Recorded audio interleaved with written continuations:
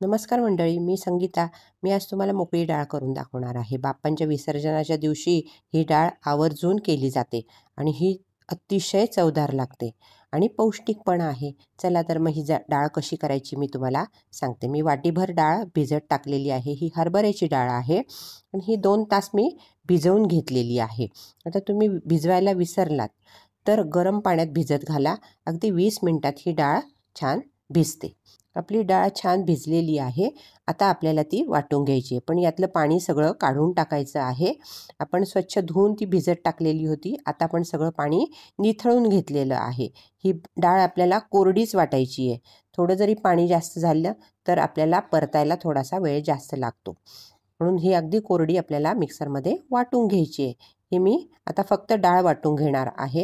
ही बघा, ही अशी जाडसर डाळ आपल्याला वाटून घ्यायची आहे. खूप बारीक वाटायची नाही आहे आपल्याला डाळ. एखादा डाळ राहिली तरी चालते, जाडच वाटून घ्यायची. ही बघा, मी तुम्हाला हातात घेऊन दाखवते. ही जाडसर अशी डाळ वाटून घेतलेली आहे मी, पाणी न घालता वाटून घेतलेली. त्यासाठी आपल्याला एक मसाला लागणार आहे.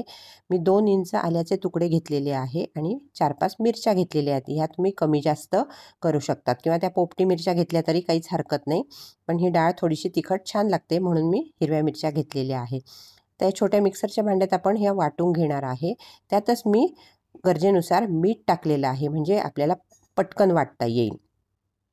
2 चमचे मी तेल घेतलेलं आहे. मोठी जाडबुडाची कढई घेतलेली आणि थोडंसं जास्त तेल या डाळीला लागतं. 2 मोठे चमचे तेल घेतलेलं आहे आणि आता आपल्याला जिरे आणि मोहरीची फोडणी करायची आहे. जिरं टाकलेलं आहे. आता मी टाकणार आहे मोहरी. ही पण छान तडतडू द्यायची आहे आपल्याला. छान तडतडली की त्यात टाकायचं आहे अर्धा मोठा चमचा हिंग. हिंग जास्त टाकायचं आहे आपल्याला. हिंगाची चव खूप छान लागते या डाळीला.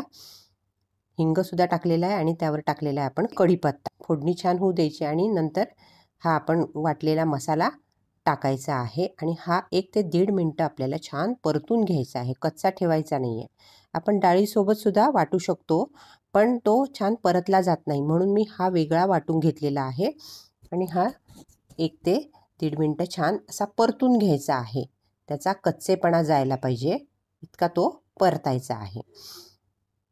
आणि त्यातच टाकायचं आहे आपल्याला हळद. हे बघा, 1 ते 1.5 मिनटं झाली आहे. मी छान परतती येतो आणि त्याचा कच्चेपणा गेल्यानंतर आपल्याला टाकायची त्यात हळद. एक अर्धा चमचा मी हळद टाकलेली आहे आणि परत एकदा कालवून घेतलेलं आहे. त्यावरच टाकायचं आहे आपल्याला वाटलेली ही डाळ. डाळ टाकायची आहे आणि छान परतून घ्यायची आहे आणि वाफ काढायची आहे. त्याला मुख्य म्हणजे वाफ काढायची आहे. एकदा हे सगळं कालवून घेऊया आपण. आणि जाडबुडाचंच पातेलं किंवा कढई घ्या, कारण हे कोरडं असल्यामुळे तळाशी लागायची शक्यता असते. 1 ते 1.5 मिनटं झालं आहे बघा. आपली डाळ कोरडी व्हायला लागली आहे. हे बघा. आणि आता आपल्याला 1 ते 1.5 मिनटासाठी झाकण ठेवायचं आहे. जास्त झाकून ठेवू नका, कारण तळाशी लागायची शक्यता असते. एक वाफ आलेली आहे त्याला आणि आता आपण चमच्याने छान कालवून घेऊया आणि मोकळी मोकळी करून घेऊया. उलटण्याने तिला अशी मोकळी मोकळी करायची आहे. किंचित आपण लिंबाचा रस टाकलेला आहे. तुम्हाला आवडत असेल तर टाका, नाही टाकला तरी चालेल. याच ठिकाणी किंचित साखर पण तुम्हाला आवडत असेल तर टाका. आमच्याकडे साखर आवडत नाही म्हणून मी साखर टाकलेली नाही आहे. अशीच उलटण्याने आपल्याला मोकळी मोकळी करून घ्यायची आहे. वरून टाकायची आपल्याला कोथिंबीर. मस्तपैकी कोथिंबीर टाकलेली आहे आणि परत एकदा कालवून घेतलेले आहे. हे बघा, ही छान मोकळी मोकळी डाळ तयार झालेली आहे आणि खालूनही फारशी लागलेली नाही आहे. हे बघा, अगदी सुंदर मोकळी डाळ आणि कलरसुद्धा सुंदर आलेला आहे. मी आता सर्व करून दाखवते तुम्हाला. हे बघा, डिशमध्ये घेतलेली आहे. वरून ओलं खोबरं टाकायचं आहे आपल्याला, मस्तपैकी भरपूर ओलं खोबरं आणि लिंबाची फोड. एरवी खायलासुद्धा ही डाळ सुंदर लागते. नक्की करून बघा. आणि बाप्पांच्या प्रसादासाठी तर आपण आवर्जून नेहमी करतो. सगळ्यांना आवडते ही, लहानांपासून मोठ्यांपर्यंत सगळ्यांना आवडणार ही वाटली डाळ. नक्की करून बघा.